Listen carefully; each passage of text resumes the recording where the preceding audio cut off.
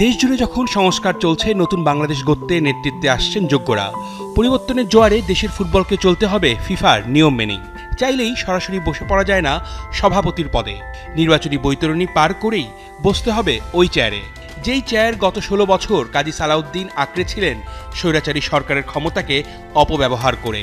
বাফুফে থেকে সালাউদ্দিনের পদত্যাগে 24 ঘন্টার মধ্যেই ঘোষণা এলো নতুন সভাপতি প্রার্থীর নাম। গত স্বৈরাচারের যে সরকারের পতন হয়েছে, সেই পতনের পরে বাংলাদেশে যে পরিবর্তনের হাওয়া লেগেছে, সংস্কারের হাওয়া লেগেছে, সেই সংস্কারের জায়গা থেকে আমরা প্রত্যাশা করি বাংলাদেশের মানুষ এখন ক্রীড়াঙ্গনকে দলীয়করণ মুক্ত দেখতে চায়, রাজনৈতিকরণ মুক্ত দেখতে চায়। সেই জায়গা থেকে আমরা মনে করেছি যে রুহুল আমিন তরফদার সাহেব তিনি একজন দলমতের ঊর্ধ্বে গিয়ে তিনি বাংলাদেশের ফুটবলের জন্য নিবেদিত হয়ে কাজ করবেন। কে এই তরফদার রুহুল আমিন? যারা ফুটবলের খোঁজ খবর রাখেন তাদের নতুন করে পরিচয় করিয়ে দেওয়ার কিছু নেই।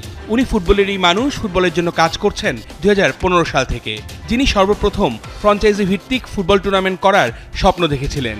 মেধা, শ্রম, সময়ের সাথে স্পন্সর করে ফুটবলের সোনালী অতীত ফিরিয়ে আনার চেষ্টা করেছেন। তরফদার রুহুল আমিন সাইপ পাওয়ারটেকের ব্যবস্থাপনা পরিচালক। ফুটবলকে মাঠে আনতে প্রধান পৃষ্ঠপোষক হয়ে উঠেছে সাইপ পাওয়ারটেক।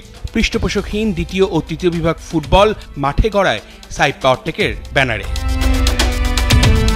প্রিমিয়ার লিগে খেলা সর্বপ্রথম কর্পোরেট দল সাইফ স্পোর্টিং ক্লাব। তৃণমূল পর্যায় থেকে ফুটবলার তুলে আনতে দেশব্যাপী শুরু করেছিলেন অনূর্ধ্ব 17 ফুটবল টুর্নামেন্ট। টেবিলের ফুটবলকে মাঠে আনার জন্য তরফদার রুহুল আমিনের চেষ্টা ছিল নিরন্তর। সেটাই সহ্য হয়নি অনেকের। নানা রকম ষড়যন্ত্রের শিকার হয়ে নিজেকে সরিয়ে নিয়েছিলেন ফুটবল থেকে। ফুটবলের ডেভেলপমেন্টের জন্য আমরা বাই হার্ট চেষ্টা করেছি, এবং ফুটবলের ডেভেলপমেন্ট হলে ফুটবলের সাথে জড়িত যারা দেশ উপকৃত হবে, ফুটবলের যারা জড়িত সবাই ডেভেলপমেন্ট হবে। তো আজকে যেহেতু আমার প্রার্থীরা ডিক্লেয়ার করেছে, ডেফিনেটলি আমার তো ভালো লেগেছে, এবং আমি আমার সর্বোচ্চ দিয়ে চেষ্টা করবো এটাকে ডেভেলপ করার জন্য। আমরা একটা শক্তিশালী টিম তৈরি করবো আর কি। একটা টার্ম চলে গেলে নতুন টার্ম জেনে আসবে, তাকে যেন আবার জিরো থেকে না শুরু করতে হয়, সেটা ব্যবস্থা আমরা করবো, এইটুকু আমরা বলতে পারি। সেক্ষেত্রে তো এই আত্মবিশ্বাসটা অবশ্যই আজকে, যদি আপনার কোনো প্রতিপক্ষ প্রেসিডেন্ট লড়াইয়ে দাঁড়ায়, অন্তত আপনার কাজের কারণে আপনি এগিয়ে থাকবেন। ডেফিনেটলি আমি আমার প্রতিপক্ষ কেউ যদি দাঁড়ায়, এবং যারা কাউন্সিলর আছে তারাই নির্বাচন করবে যে কাকে দিয়ে কাজটা ভালো হবে। আমাকে যদি কাজটা ভালো না হয়, আমাকে নির্বাচিত করবে না। আগামী 26শে অক্টোবর বাফুফের নির্বাচন।